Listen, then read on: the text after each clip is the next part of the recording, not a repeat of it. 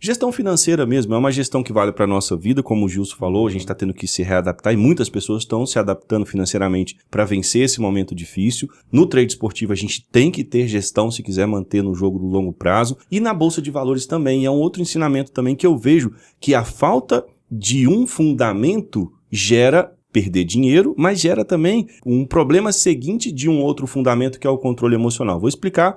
Só para dar um exemplo aqui, tem um gerente de um banco onde eu tive um contato e a gente conversando, explicando o que a gente faz aqui, qual que é a nossa modalidade de investimento, ele me compartilhou que está investindo na Bolsa de Valores. Numa gestão de quem investe na Bolsa de Valores, por exemplo, e eu não sou especialista, mas tenho esse conhecimento básico. Ele me disse que pegou o quê? Como que foi o perfil dele ali de investir? Estou falando de Bolsa de Valores, mas a gente já vai trazer tudo isso para o trade esportivo para entendermos a importância dos fundamentos. Eu estou falando agora do fundamento gestão. Vale para a Bolsa de Valores, Forex, para a nossa vida, para o trade esportivo. Ele tinha 160 mil de economias, entre ele e a esposa, não tem filhos, decidiu pegar as economias dele e da esposa e falou, cara, vou investir na Bolsa de Valores.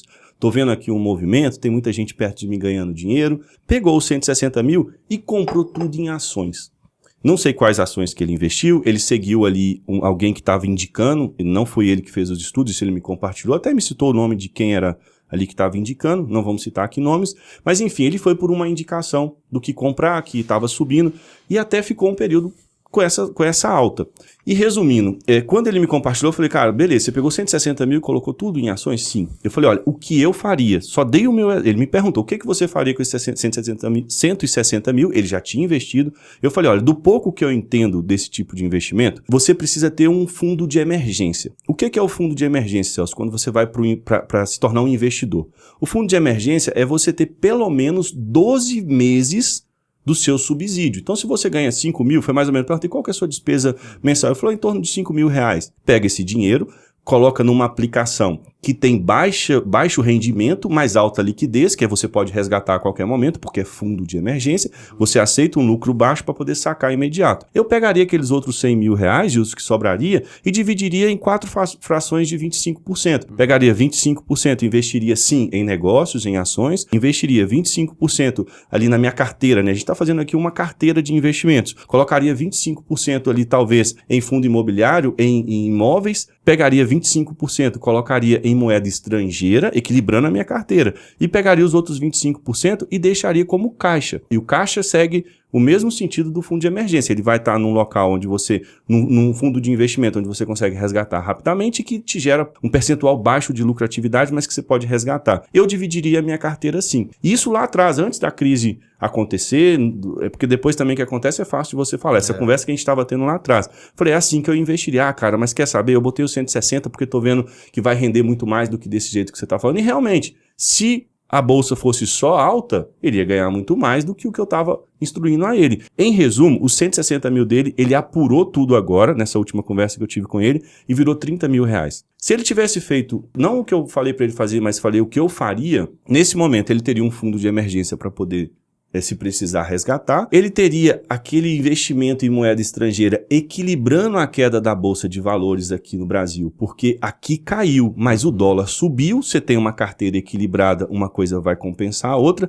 e ele teria o mais importante nesse momento, que é 25% da carteira dele em caixa. Para quê? Para comprar exatamente nesse momento em que o Warren Buffett ensinou, que é o momento de você comprar. E por que eu estou falando disso e usando esse exemplo? Para mostrar o quanto é importante os fundamentos. Não adianta você vir para o trade esportivo pela modinha, porque está todo mundo fazendo, isso só quer o peixe frito, você não quer entender como que se pesca, como que se tempera, como que se frita, porque quando a coisa pegar, é para você que vai pegar. E cada vez mais eu tenho reforçado para mim a importância de você entender aquilo que você vai fazer. O Warren Buffett fala que o risco não está nos investimentos, mas o risco está em você não saber o que você está fazendo. E eu acho que o maior risco que essas pessoas assumem, ô Gilson, quando seja na Bolsa de Valores ou aqui no trade esportivo, é vir fazer aquilo que elas não sabem o que vão fazer. É não se preparar para aquilo que elas vão fazer.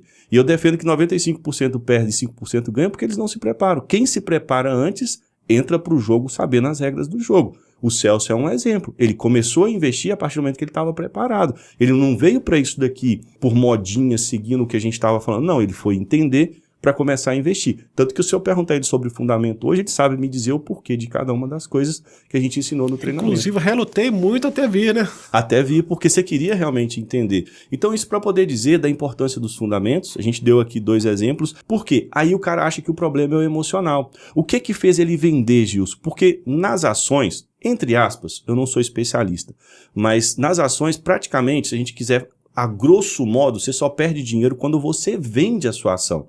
Porque se você comprou ela a 10, ela hoje está a 2 e você decidir por mantê-la na sua carteira e em algum momento ela voltar para 12, concorda que você não perdeu dinheiro? Aí que você desespera mais se tiver feito, né, cara? Exatamente. Se tiver feito a venda. Aí o que acontece é o seguinte, onde entra o emocional, e muitas das vezes quem me procura pra gente poder conversar sobre trade fala, meu problema é o emocional. Não é na maioria das vezes o emocional. No caso desse cara, por que ele vendeu? Foi o totalmente emocional. Primeiro, ele não se preparou, não fez a gestão correta. Quando caiu e despencou, ele falou, cara, deixa eu salvar pelo menos 30 mil aqui, porque pelo menos isso vai voltar pro meu bolso. Mas o que aconteceu, Celso? A bolsa caiu 40 pontos e já se recuperou 20. É um movimento natural. E agora com essa subida de 20%, olha onde ele está. Ele ia aumentar o capital dele. Isso chama rebalanceamento de capital. Você vai sempre na bolsa de valores, nos investimentos e no trade esportivo, a gente aplica esses mesmos fundamentos, você vai sempre estar rebalanceando os seus investimentos. Tenho 25%, agora caiu, eu vou fazer um investimento aqui. E daqui a pouco vai aumentar e você vai novamente apurar para o seu caixa ter 25%.